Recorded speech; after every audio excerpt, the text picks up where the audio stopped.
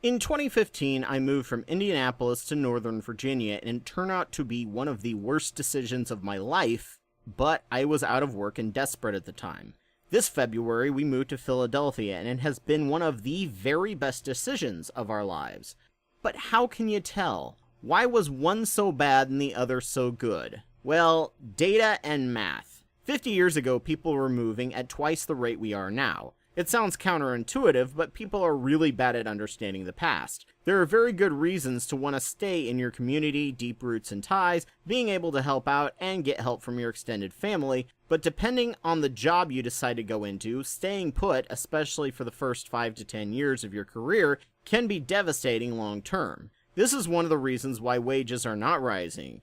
If you can move to another part of the country where employee demand is there, you can ask for higher prices for your labor. Part of this non-moving problem is caused by the American dream of owning homes. If you own a home and you're in a bad economy, it can trap you into poverty because you'll lose more money selling it than you would benefit from moving. Another reason is all the stuff we now own versus what we did then. Back when I was single, I used to love moving. I'd get one U-Haul van and you'd be done in a day. In a long-term relationship, you acquire stuff over time, and moving gets a lot more expensive. Hence, when I was budgeting if a move would be beneficial, I gave moving expenses an average of about $2,000 in a two-person household. Not only that, but if you don't own a home, you may have to break your lease, which can be another $3,000 or more. Then a down payment on your new place, which can be about $3,000 or more if you're going to rent. On a slimmed-down budget, factor in at least $5,000 for the loss you will make for moving for work.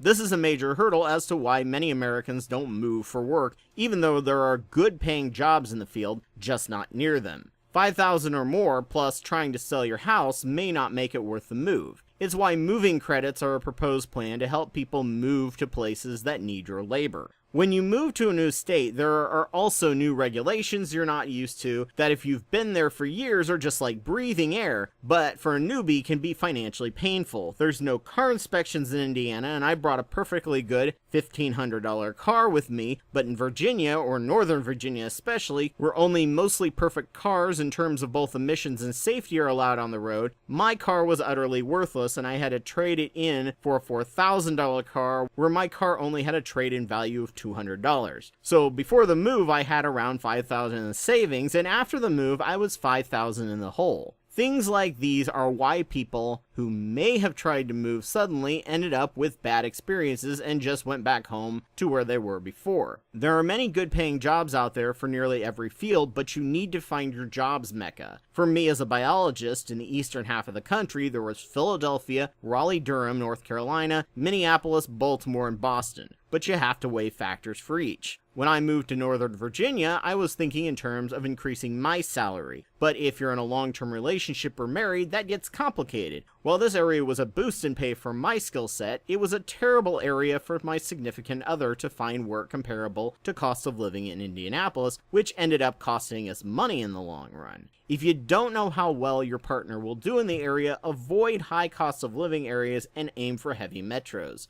Boston was out due to cost of living, and Raleigh-Durham was too small to ensure a good job for her, though I really wanted to go there because that's where 3D organ and tissue printing is really happening. Philly is big and has a low cost of living and is in commuting distance from Trenton, New Jersey, where she could work for the state there if needed. The commute to DC from where we were would have actually lost us money with the ridiculous high cost of living and terrible single road systems to get to places. Next, you have to decide how much you think you're worth there. If you're used to spending a decade through the recession on a low-demand area, you'll go into a desperation mode the second you get into an interview and often lowball yourself. I've done this and then had to negotiate up, which is harder. It's recommended offering a starting bid of about $5,000 higher than you want and then negotiate down. This is the way the game is played. It's a stupid game that ensures the meek are always poorer, but it's the world we live in. If the demand is high enough, they will call and try to negotiate down. Even if you bid your lowest amount, they will try to negotiate that down. It's like buying a car. Only the really good negotiators come out on top.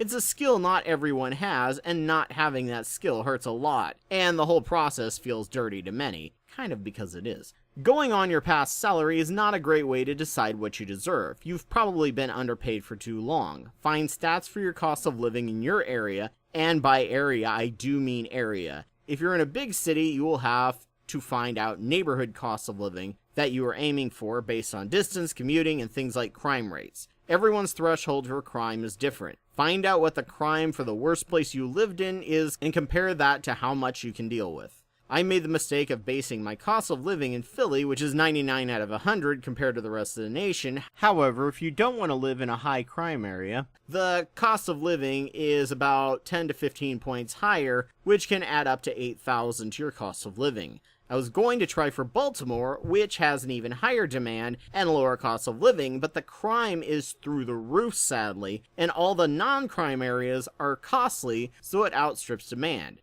If you don't know if you like an area, you can use Google Street View and drive around the neighborhoods and see if it feels trashy or like a nice enough place to go in person. A lot of areas I started thinking about were dismissed once I saw how they looked from Street View.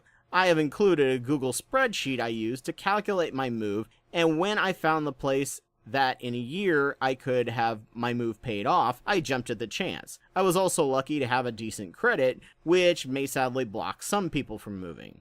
First, search the internet and make a list of the best paying cities for your job. Then find out what the average salary is for your job, and the average salary is for your current area. Then find out cost of living for the city or even neighborhood you want to move to.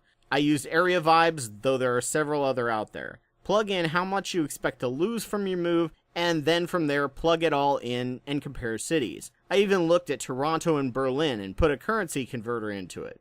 Then find out the average amount your significant other can make in that city. If you will end up in making more cost of living money long term by moving there, get the heck out of Dodge and start job hunting. If not, stick with what you know and look around in another year. In 2020, we're on track to be debt-free, not including student loans, and have money in savings. Back to where we were in Indianapolis, and take about 40% of that money and dump it all into retirement to make up for the amount the recession prevented us from saving. American dream, huh? Anyway, good luck with your job search, and hopefully a better future.